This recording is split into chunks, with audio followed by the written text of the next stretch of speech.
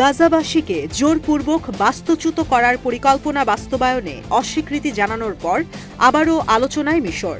গাজা সীমান্ত জুড়ে সামরিক উপস্থিতি বাড়িয়েছে দেশটি, যা নিয়ে ইতোমধ্যে উদ্বেগ প্রকাশ করেছে ইসরায়েল। শ্বাসরুদ্ধকর পরিস্থিতির মধ্যে এবার 10টি J-10CE যুদ্ধবিমান হাতে পেল আবদেল ফাত্তাহ আল সিসি সরকার। শনিবার বিষয়টি নিশ্চিত করে প্রতিবেদন প্রকাশ করে প্রতিরক্ষা বিষয়ক স্বাধীন গণমাধ্যম bulgarianmilitary.com। প্রতিবেদনে উল্লেখ করা হয়, ফাইটার জেটগুলো অত্যাধুনিক এয়ার টু এয়ার মিসাইলে সজ্জিত, যা দৃষ্টিসীমার বাইরে থেকে শত্রুর ওপর হামলা চালাতে সক্ষম। মূলত মার্কিন F-16 যুদ্ধবিমানকে প্রতিস্থাপন করবে চীনের J-10CE। ইসলামাবাদের পর দ্বিতীয় ক্রেতা হিসেবে বিমানটি কায়রোর কাছে বিক্রি করল বেইজিং। তবে এখন পর্যন্ত চুক্তির বিষয়টি আনুষ্ঠানিকভাবে স্বীকার করেনি কোনো পক্ষ। এয়ার টু এয়ার এবং এয়ার টু গ্রাউন্ড মিশনের জন্য বিশ্বব্যাপী পরিচিত এই ফাইটার জেট ভিগোরাস ড্রাগন খ্যাত চতুর্থ প্রজন্মের J-10CE-তে রয়েছে অ্যাডভান্সড এভিওনিক্স ও AESA রাডার সিস্টেম। পাশাপাশি অত্যাধুনিক ওয়েপনারিও ডিপ্লয় করতে পারে এটি। যুক্তরাষ্ট্রের F-16 ফাইটিং ফ্যালকনের উন্নত সংস্করণের সঙ্গে তুলনা করা হয় J-10CE-কে।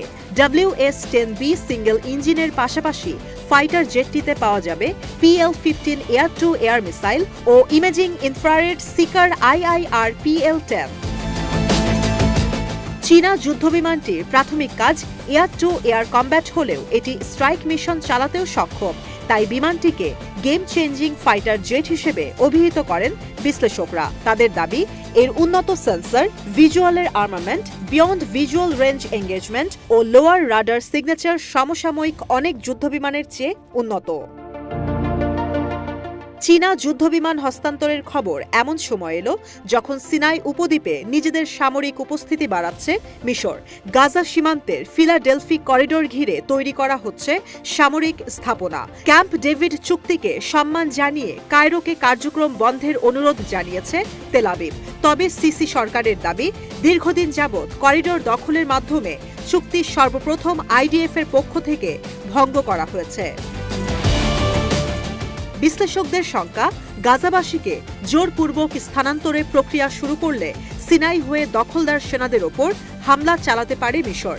অভিযানে মার্কিন যুদ্ধবিমান ব্যবহার করলে ট্রাম্প প্রশাসনের সঙ্গে বাড়তে পারে উত্তেজনা। তাই চীনের তৈরি অত্যাধুনিক ভিগোরাস ড্রাগন হিসেবে খ্যাত J-10CE-র ওপরই ভরসা সিসি সরকারের।